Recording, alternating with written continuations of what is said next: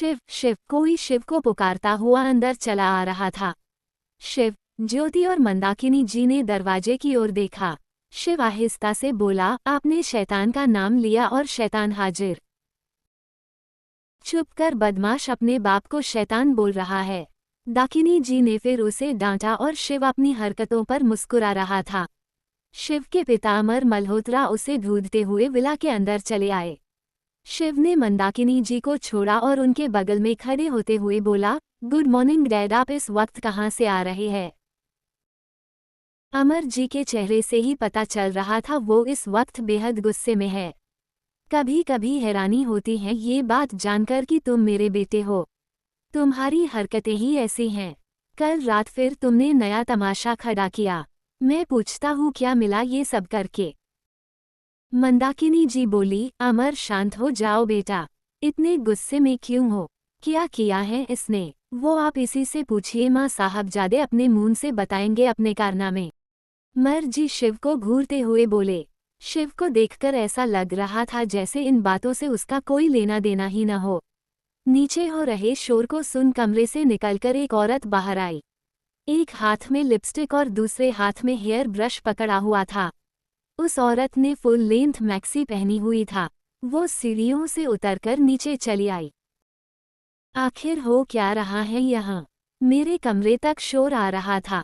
मंदाकिनी जी उस औरत को घूरते हुए बोली, नंदिता ये क्या हुलिया बना रखा?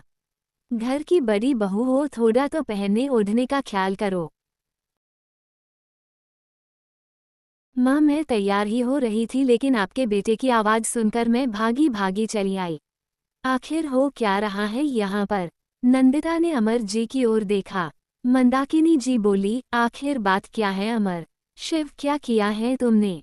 शिव ने कुछ नहीं कहा। अमर जी बोले, गलतियाँ करने के बाद इसकी जुबान हमेशा बंद ही रहती हैं। मैं बताता हूँ इसने क्या किया है।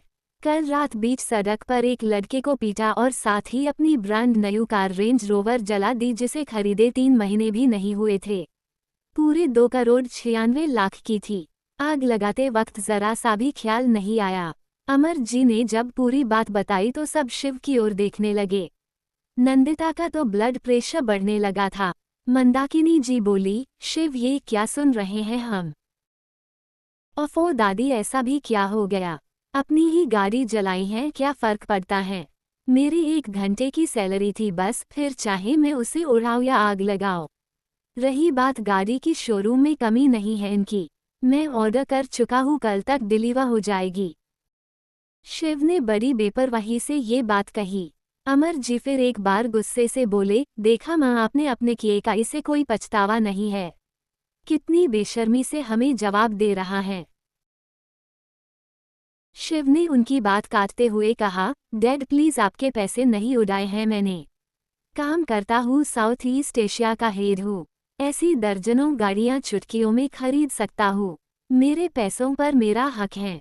जैसे चाहे उड़ाओ, किसी को मुझे सिखाने की जरूरत नहीं है। अपनी बात खत्म कर शिव वहां से चला गया। अमर जी अभी भी हैरान थे उसकी बातें सुनकर।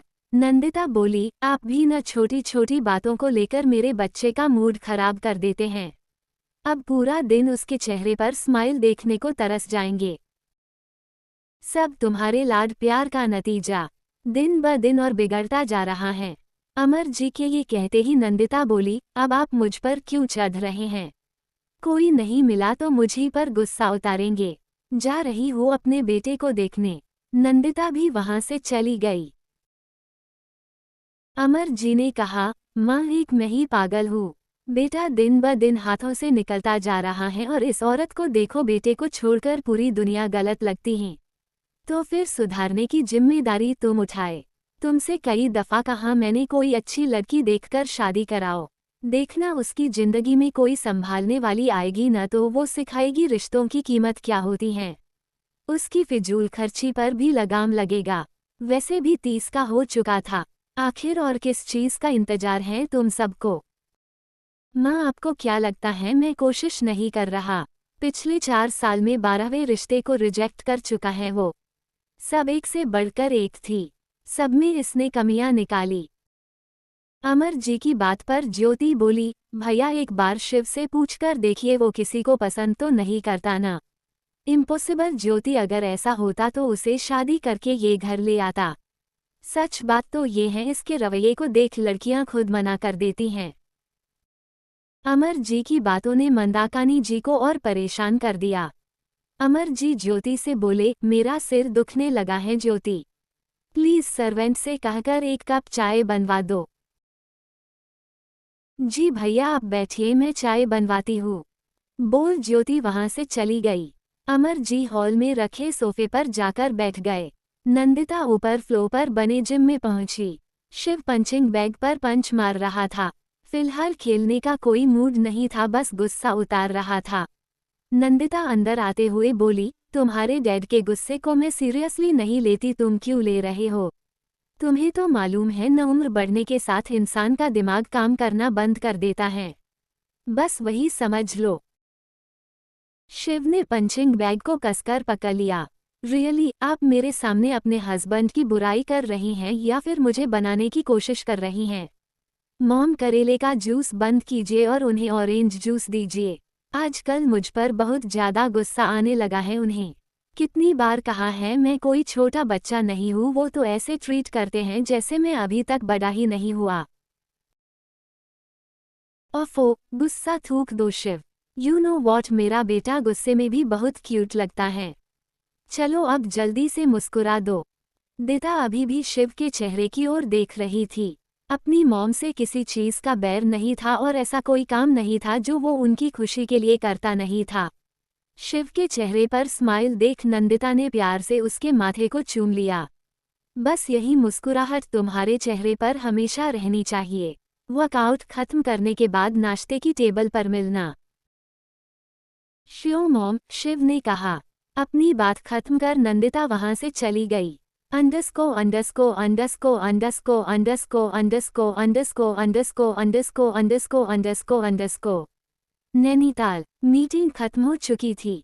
चंद्रशेखर राव और उनके साथी कमरे से बाहर निकले। कोई बुराई नहीं है इसमें, लेकिन इस मुद्दे पर हमें फिर से विचार करना चाहिए। श्योर सर, जो आपने इंस्ट्रक्शन दी है हम उसका ख्याल जरूर रखेंगे। चंद्रशेखर जी बात कर ही रहे थे तभी उनकी नज़र सामने खड़े अपने सेक्रेटरी पर गई। शैलेश गुप्ता जो काफ़ी देर से बाहर खड़े होकर उनका इंतजार कर रहे थे। चंद्रशेखर जी उनके चेहरे के भाव देखकर ही समझ गए कोई विशेष बात होगी। उन्होंने बाकी सबसे कहा, ठीक है, फिर इस बारे में हम अपने ऑफिस में बात करेंगे। चंद्रशेखर जी शैलेश के पास आकर बोले, यहाँ क्यों खड़े हो शैलेश? सर, जरूरी बात करनी है आपसे प्राइवेट में, शैलेश ने कहा। चंद्रशेखर जी बिना कुछ कहे कैबिन के अंदर चले गए। शैलेश भी उनके पीछे पीछे अंदर चला आया। उनके अंदर जाते ही बाहर खड़े गार्ड ने दरवाजा बंद कर दिया। शैलेश उनकी तरफ एक फाइल बाते हुए बोला, सर, खुफिया रिपोर्ट से पता चला है रोड का कॉन्ट्रैक्ट जिस कंपनी को दिया है वो हमारे दिए गए फाइलों का गलत फायदा उठा रही हैं। उनके पास तो सही डॉक्यूमेंट्स भी मौजूद नहीं है। पता नहीं सीनियर ऑफिसर ने इस पर साइन कैसे कर दिए। इसमें बहुत से करप्ट ऑफिसर के नाम हैं। चंद्रशेखर जी फाइल के पन्ने पलटते हुए बोले, इतनी सब जानकारियां तुम्हें मिली कैसे? सर, उन बेईमानों के बीच कई ईमानदार लोग भी काम करते हैं। उन्हीं में से एक ऑफिसर ने हिम्मत दिखाई और इतनी सारी जानकारियां जुटाकर हम तक पहुंचाई हैं। काबिले तारीफ का काम किया है उस ऑफिसर ने। शैलेश, डीआईजी से मेरी मीटिंग फिक्स करवाओ और उस ऑफिसर को प्रोटेक्शन दो। उसे और उसके परिवार पर आंच नहीं आनी चाहिए। वैसे भी बहुत कम ईमानदार लोग हैं हमारे देश में। इनकी सुरक्षा हमारा सबसे बड़ा दायित्व है। आप चिंता मत कीजिए सर, मैंने इंतजाम पहले से ही कर दिया है, शैलेश ने कहा। वही दूसरी तरफ सिद्धि एक घर के बाहर खड़ी थी। बैग से घर की चाबी तलाश रही थी। ये माहिरा की बच्ची भी न डोर बेल भी नहीं सुनाई देती इसे। पक्का म्यूजिक तेज करके नाच रही होगी। अभी अंदर जाकर खबर लेती हूँ उसकी।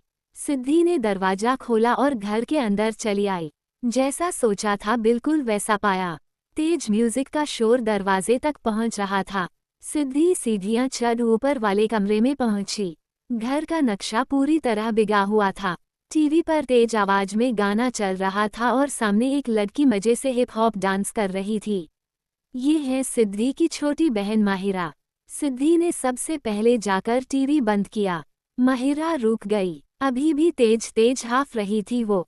सिद्धि को देख उसने हाथों के इशारे से पूछा, टीवी क्यों बंद किया आपने? सिद्धि ने अपना बैग चेयर पर रखा और बरस पड़ी।